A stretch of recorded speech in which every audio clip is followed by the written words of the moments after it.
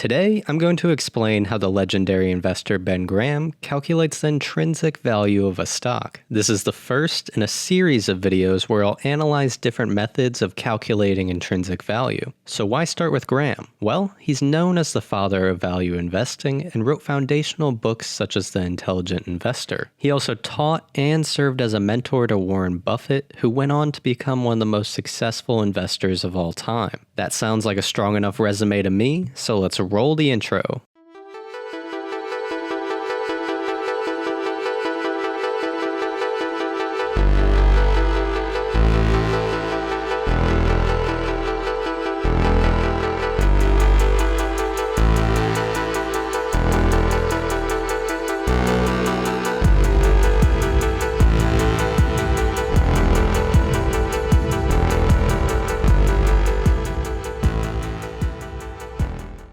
My name is Zach, and you should leave a like and subscribe to the channel if you enjoyed the video. So what did Buffett learn from Ben Graham? Ben Graham, he was your primary mentor, model?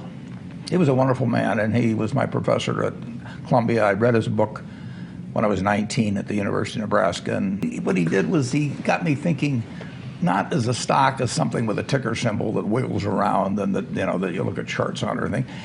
He taught me to think about it as part of a business, and that was vital. And he taught me not to really pay any attention to stock market fluctuations except when they were working in my favor, so that not to get elated because something had gone up or depressed because it went down. So if I knew the facts on something and it went down, I bought more of it, and because I looked at it as a business. And then he taught that famous lesson about a margin of safety, that you don't drive a truck that weighs 9,900 pounds across a bridge that says limit 10,000 pounds, because you can't be that sure about it. If you see something like that, you go down a little further down the road and you find one that says limit 20,000 pounds, and that's the one you drive across. To fully understand Graham's philosophy, you should really read his book, The Intelligent Investor. The main lesson here is that a stock is a part of a business. Therefore, by looking at the fundamentals of the company, you should be able to derive its value independent from its current market price. This is called the intrinsic value of a stock. Over the long term, Graham suggests the market price and intrinsic value will converge towards each other until the stock price reflects the true value. Graham also suggests buying with a margin of safety to protect from potential errors in the valuation process. So how did he calculate the intrinsic value? Well, he created a simple formula that used three main inputs: the current earnings per share of the company, the reasonable annual growth rate for the next 7 to 10 years, and the discount rate. For the discount rate, Graham suggests using the current yield on the AAA corporate bonds. This represents the near risk-free return you could earn on your money. Graham observed that the interest rate changes were the greatest contributing factor to stock values. This makes sense, as a change in interest rates will impact bond yields, thus changing the opportunity cost of investing in stocks. Let's listen to Warren Buffett and Charlie Munger discuss this idea. The risk-free rate is used merely to equate one item to another. In other words, we're looking for whatever is the most attractive. Obviously, we can always buy the government bond, so that becomes the yardstick rate. It doesn't mean we want to buy government bonds. It doesn't mean we want to buy government bonds if the best thing we can find has a present value that's works out at 0.5% a year better than the government bond. But it's the appropriate yardstick, in our view, to simply use to compare across all kinds of investment opportunities: oil wells, farms, whatever it may be.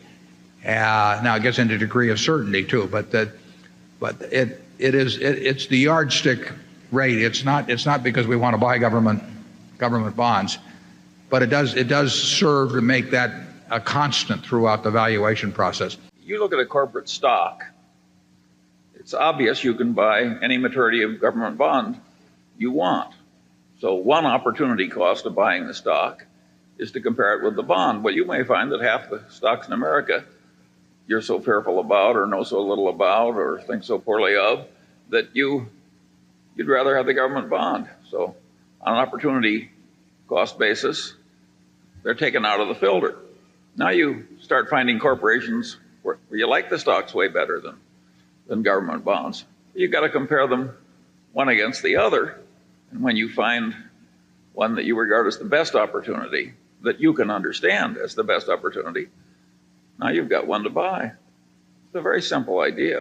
Although both Buffett and Munger are discussing the use of government bonds as a discount rate, the same logic applies to Graham's choice of AAA corporate bonds. The main difference is that corporate bonds have a base level of risk, while U.S. Treasury bonds do not. Thus, corporate bonds always earn a higher yield than Treasury bonds. Graham chose AAA corporate bonds because that is the lowest risk form of corporate bond and could arguably be a more logical investment choice than Treasury bonds. Alright, now that we understand that important point, let's go back to Graham's formula. The output V represents the intrinsic value per share. It's important to remember that this is a rough estimate and is only as accurate as your inputs. V is not a precise calculation, hence why the margin of safety is important. In the equation, you need to use EPS, which is the current normal earnings per share of the business. The constant, 8.5, represents what Graham determined was the PE base for a company with no growth. The constant 2 is a growth multiplier that was suggested by Graham. Then you have G, which is the reasonable annual 7 to 10 year growth rate of earnings. Reasonable is the key word here. It's very important to be conservative with these projections and only choose numbers you can pick with a degree of certainty.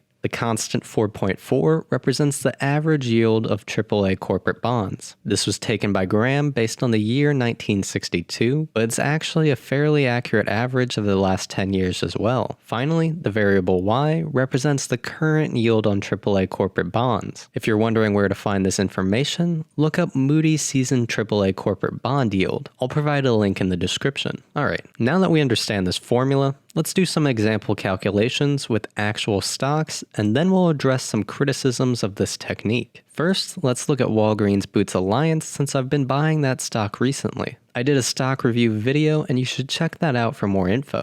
The current price is $47.10. The EPS expected for 2021 is $4.80, which I view as a conservative estimate that WBA is on pace to beat and has beaten in the past. I will put the growth rate at 3%, which is below analyst estimates, so I'm once again leaning on the conservative side. Finally, I'll put the discount rate at 3.5%. The current AAA corporate bond yield at the making of this video is 2.57%. But I find this current environment to be highly unpredictable, so I'm going to lean more on the conservative end of things. So we hit calculate, and it results in an estimated intrinsic value of $87.50. This is undervalued by 46.17%.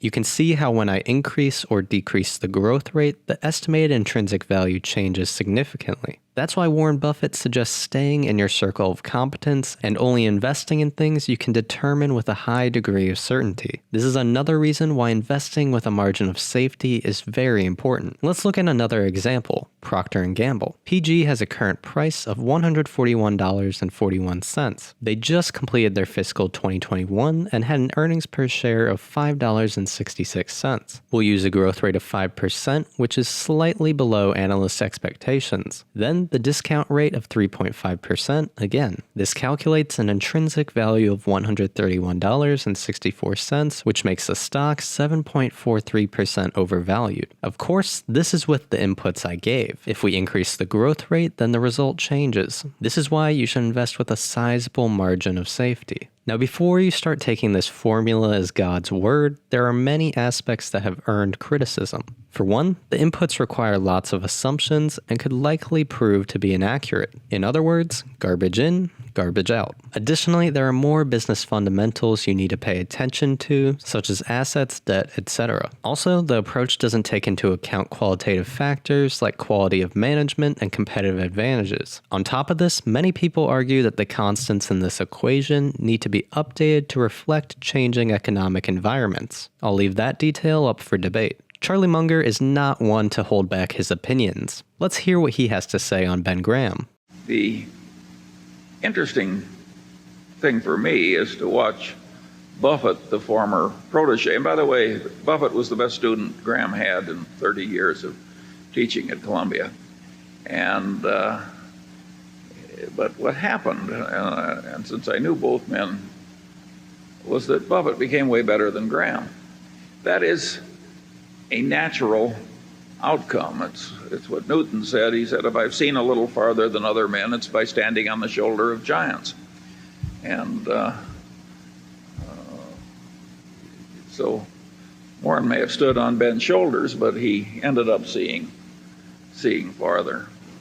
And no doubt somebody will come along in due course and do a lot better than we have. But Graham had some blind spots, partly of sort of an ethical professorial nature. He was looking for things to teach that would work for every man, that any intelligent layman could learn and do well. Well, if that's the limitation of what you're looking for, there'll be a lot of reality you won't go into because it's too hard to figure out and too hard to explain. Buffett, if there was money in it, had no such restriction. Yeah, Ben sort of thought it was cheating if we went out and talked to the management, because he just felt that the person who read his book, living in Pocatello, Idaho, could not go out and meet the management. So he didn't. And we didn't do it. I mean, when I worked for Graham Newman, I don't think I ever visited a management in the 21 months I was there. He wasn't sure whether it'd be useful anyway. But if it was be useful, that meant that his book was not all that was needed, that you had to add something to it. I found it fun to go out and talk about their businesses with people, or to check with competitors or suppliers or customers and all that.